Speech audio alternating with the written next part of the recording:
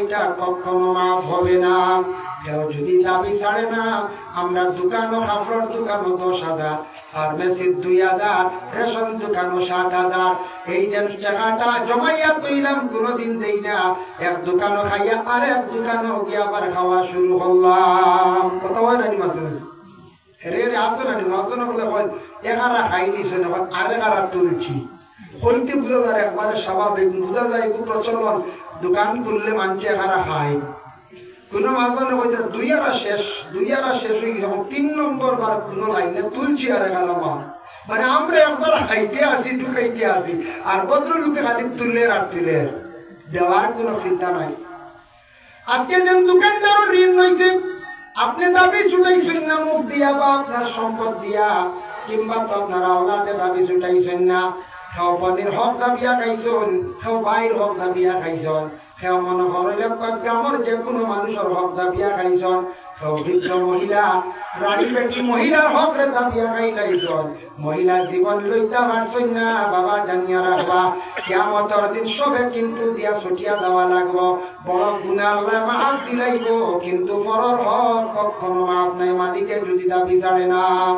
হাসরের ময়দানে সেই দিনদার কি আল্লাহর দরবারে হারাইব, আয় আল্লাহ অমুকে আমার টাকা দিত তো টাকা দিছে না, জমিনে বহুত হাঁটিছি লইতাম পারছি না, কোনদিন খুঁজিছিলাম আমার ভাই আবার ঘুরি গেছে, তার শক্তি বেশ পাওয়ার বেশ লইতাম পারছি না। আল্লাহ আমি দাবিদার, আমার হক গুলো আপনি লইয়া দিলাম।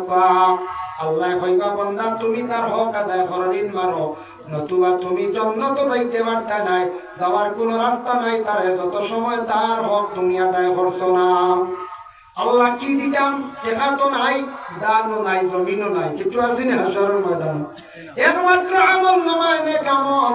আল্লাহ কইবা পরিবর্তে তারে তুমি নেক আমল দিয়ে ছুটিয়া যাও, নতুবা তার গুনাহ কংস লইয়া যাও। এর কারণে কিয়ামতের দিনে আমল নামাত তাকি দেখি দিয়া এইভাবে মানুষ ছুটিয়া যাইবা। যার জন্য আল্লাহকে বাঁচতে দুনিয়ার জমিন বাবা যতদিন চলাফেরা করবো লেনদেনটা আমরা সুন্দর করিয়া রাখতাম। লেনদেন যত সুন্দর হয় মানুষের তত জীবন সুন্দর হয়, মানুষের সম্মান মর্যাদা বাড়ে। এই মানুষ মারা যাওয়ার পরে মানুষের প্রশংসা করবা বেটার বড় লেনদেনটা বালা আসলো, কইবাই না বুঝাই। আর লেনদেন যদি খারাপ থাকে কইবা এটা মরছে রে বাবা, এটা টেকা লইতাম পারছি না, বুঝছেন। এই কথা কইলা না ভাইতে না, এটা কইয়া না ভাবেও দিছে না, হুয়া কাঁদি একটু কইবেন না বুঝাই। একগুলো কইবা যা আল্লাহ বাঁচাই, আগিলা খোয়া হয় না, খেনে আল্লাহ খাইয়া রাখছেন, খোয়া হয় না। যে কোনো এক জায়গাতে মানুষ বর্তমানে বাবা 1 বছর থাকি বিছনার মধ্যে পড়া অবস্থায়, সেদিন আপনার 2 কোটিতে সেলুন আমি চুল কাটাইয়া সাইড কাটাইয়া দেখো মাত্র 3 দিন আগর ঘটনা, চুলের সাইড কাটিতে সময় হইল, শুনছনি অমুক মানুষ 1 বছর হয়ে গেছে গে বিছনা, জান যায় না উঠেও না, মানুষ খায়ার লাগান জবান নাই। আমার জীবনে হিসাব করলে 10-12 হাজার টাকা সেলুনও দিছে না। দুঃখ হয়েছে রে আমার সেলুনারা বেটা হিন্দু মানুষ, দুঃখ হয়েছে।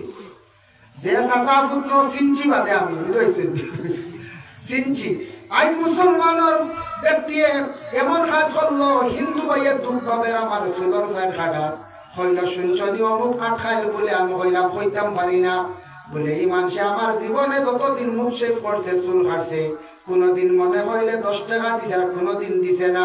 ধরাইয়া আমি কি করতাম, চুল কাটিয়া দিলাইতাম। ইবু মানুষ বড় ডর করতো, আপনার কোন দিন আন্দার বাড়ি মারিয়া মারে মারি লাইব হইতো, বেশ মাতিস না ও কত বাড়ি মারমু যেমন সাইকেল কত শক্তি আসলো পাওয়ার আসলো।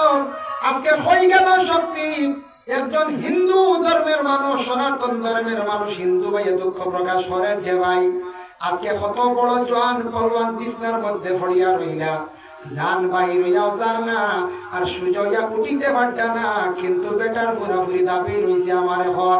কত বড় দুঃখ লইয়া বেটা মানে সেলুনের মধ্যে বসিয়া রইল। নিজে চিন্তা করি দেখলাম রে হাই আরেক ধর্মের মানুষ যদি কোন মুসলমান কোন ভাই যদি হইতো আওলা থেকে দাবি ছুটাই লাইতো, এই ভক্তির দাবি ছাড়বো কিনা হইতাম বাড়িয়ার না। কিন্তু আল্লাহর বন্দার শরীর শক্তি আসলো, জীবনে পাওয়ার খাটাইছো, এখন আর পাওয়ার খাটাইতে পারতানি পঞ্চায় না, পারবানি হইতে না। না দুঃখ লাগছে শুনিয়া, ও 5 দিন ঘটনা, ও একদিন মাঝে গত 5 দিন ঘটনা দুঃখ লাগছে শুনিয়া। আল্লাহ কি নমরুদ কত শক্তিশালী আসলা রইছেন শক্তিশালী না ফেরাউন খোদাই দাবি বসলা হারসুনি জি না সাদ্দাত কারুন হামান খেওরা রইছেন দুনিয়া খেও রইছেন না বাবা আল্লাহ কি আল্লাহ জানতে জানেন ইন্নাল্লাহা ইউহিব্বুত তাওয়াবিনা ওয়া ইউহিব্বুল মুতাতাহহিরিন পরে আল্লাহর বান্দাগান আল্লাহ বড় ভালোবাসেন তওবা করতে ওয়ালারে আর পবিত্র রহনে ওয়ালারে আল্লাহ বড় ভালোবাসেন তাই আল্লাহর বান্দাগান আমরা জমিনে চলাফেরার মাধ্যমে বিশেষ করে আমরা হর হালতে হর হামেশা খেয়াল করতাম আমরা শরীরটা পাক আছে নিনা না পাক হালতে আমরা চেষ্টা করতাম আল্লাহ তৌফিক দিদা আর আমরা বাড়ি ঘরে যেগুলো আছে এইগুলো আমরা পাক রাখতাম কিছু বাড়ি ফরিস্তা দেন না কোনো কারণ বসত